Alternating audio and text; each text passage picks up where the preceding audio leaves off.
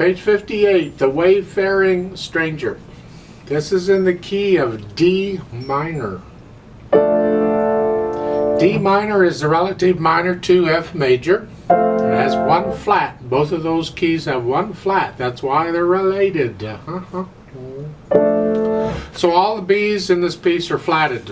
And then they've got a few accidentals, you know how it works. Lots of eighth notes. 4/4 time, it has 1.5 beats pickup. So it's like 1 and 2 and 3 and 4 and coming in on the end of 3. 3 and 4.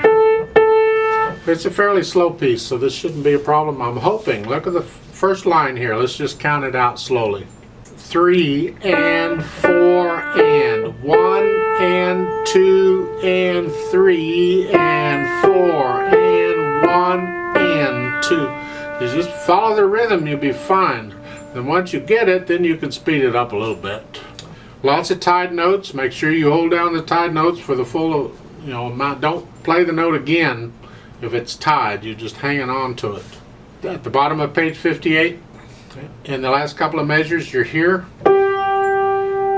They want you to do a 1, 2, 1. Now that's okay, and if you need practice at that, that's fine, do it. But it's not necessary, because you can do a 3, you can bring the second finger down to the D, you don't have to use the thumb. If you do that, you don't have to cross over, like so. Top of page 59, they're saying 1 here. Because if you keep going on this fingering, you've got 3, 3. I find that awkward. I don't recommend that. I would suggest you do a 2 here. Instead of a 1, do a 2. You're in this position. They want you in this position. I'm saying this position. Now, if you do the fingering I suggested at the bottom of the previous page, your second finger was playing that note. You're just going to lift it up in between phrases. You're going to lift it up here. Same finger. It's okay. And then here.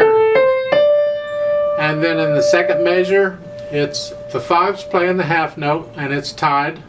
And then it's a 2, 4, then bring the third finger down for the last note. That A is a 3 and not a 1, it's a 3. And then a 2, and then you can reach down and get the 1. I don't have to cross over the thumb at all. So again, here, 3, 2. To me, that's much easier than what they're suggesting. You're in this position. It's quite common, actually, but so I recommend it. Then going on, a 3, 2 for the 2 A's, and that puts you in that position again. Now they want you to cross over the thumb in the second line, but I still say if you're in this position, you don't need to. If your little finger's on the D, you don't need to cross the thumb. You're in position. And now they're telling you to put your second finger on the D. That's what I was telling you at the top of the page.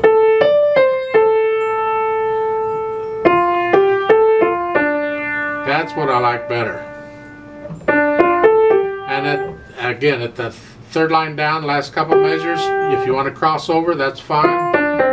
But you don't have to, because you can reach the second finger down and catch it. Last line on the final ending is the same thing, same finger. And then the last chord you're coming up. That's my suggestions for the right hand. The left hand just has the chords. It's going to stay soft out of the way. And they're tied. So you're going to be holding them down forever. Don't let the pedal indication confuse you. That in the first line, that's tied all the way across. Then in the second line, the 4 chord to a 5/7 chord, watch the rests in the second measure. It comes up with the right hand on the A. The hands come up together. So those D's are by themselves. So forth. Same thing in the last line. You're here, the left hand comes up with the right before those last 3 eighth notes. Those are by themselves. So the left hand's pretty straightforward all the way through. It's just, I mean, page 59 is about the same as far as chords, and hold them down and don't hold them down, and do it or don't do it, or whatever it is they're doing. Dynamics, it starts sort of loud, and that's the melody. You keep the right hand or the left hand soft. Keep it way out of the way. We don't want it competing. We want to hear the right hand.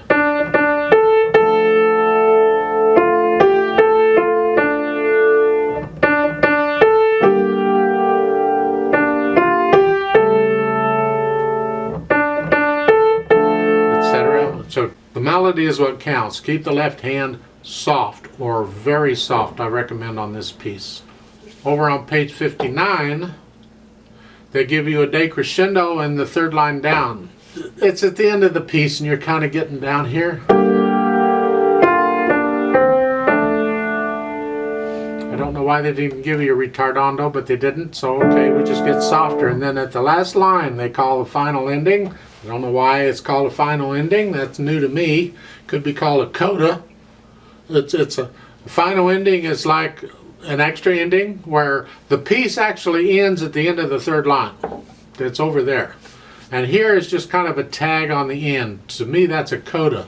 They call it a final ending, fine. And they say it's slower. It's just kind of an afterthought. Soft, which means the left hand is super soft.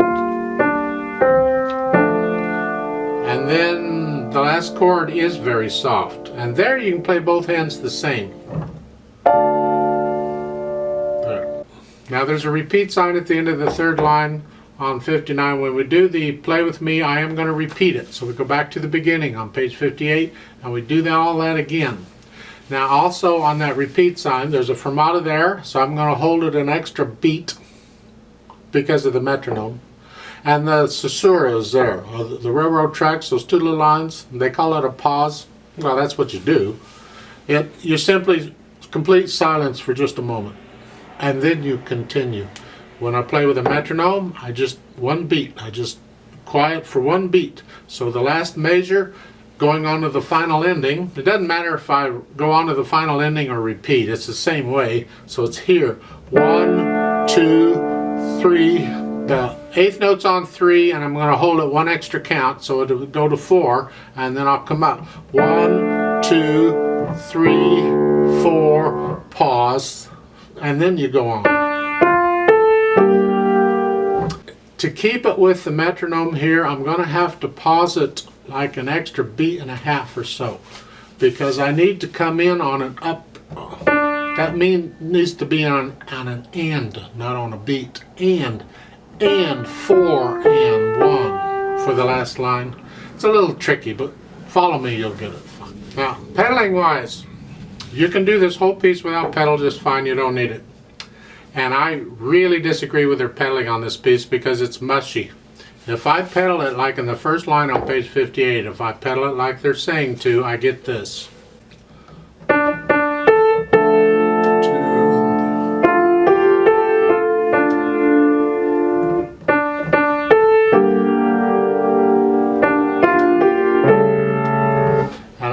This mushiness, I don't like that at all. I really don't. It detracts from the sound, the beauty of the sound. So I'm recommending on the pedal that you pretty much don't pedal these moving eighth notes. Wherever they are, just lift the pedal up. So at the first line, when I play that eighth note F, I'm going to lift the pedal up. I'm going to put it down in the next measure after I play the D. And then everything comes up because you're at the end of a phrase and the left hand has rests. Second line, I'm going to lift the pedal up when I play the D eighth note in the right hand. Same thing here, lift up on the F, and put down on the D, and then lift up on the F again. I'm just not pedaling the eighth notes is all. Now at the top of page 59, same thing. I'm going to lift up on the eighth notes.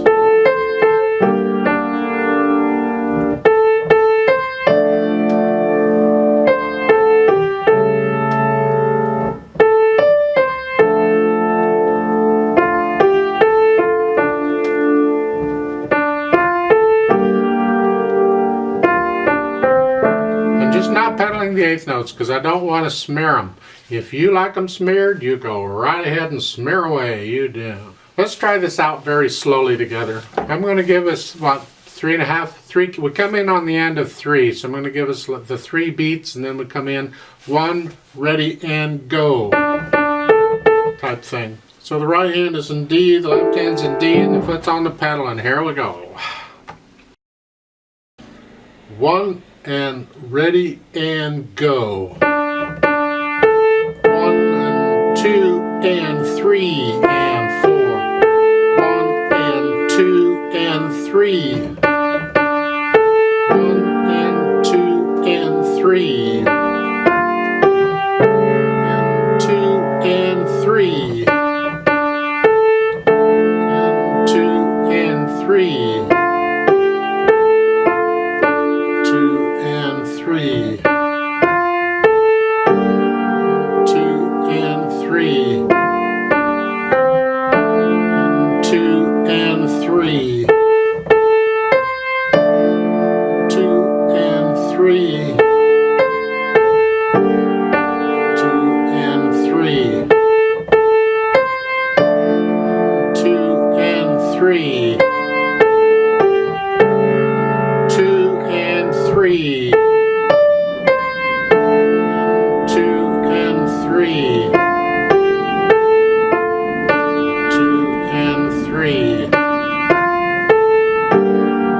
2 and 3.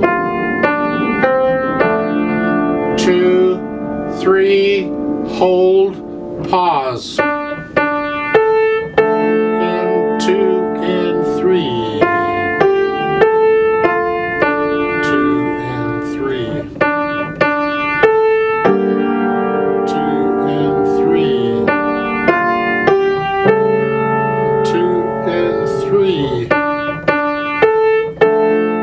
2 and 3.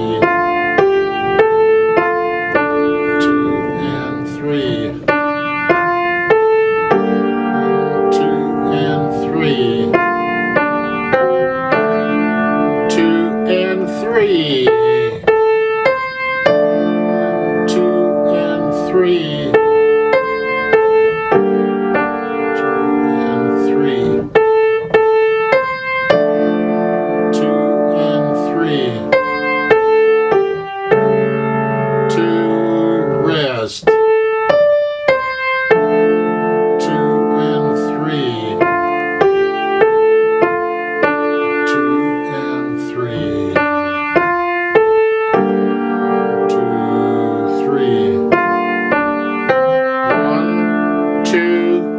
3, hold, pause. 2 and 3. 2, 3, 4. 2, 3, hold,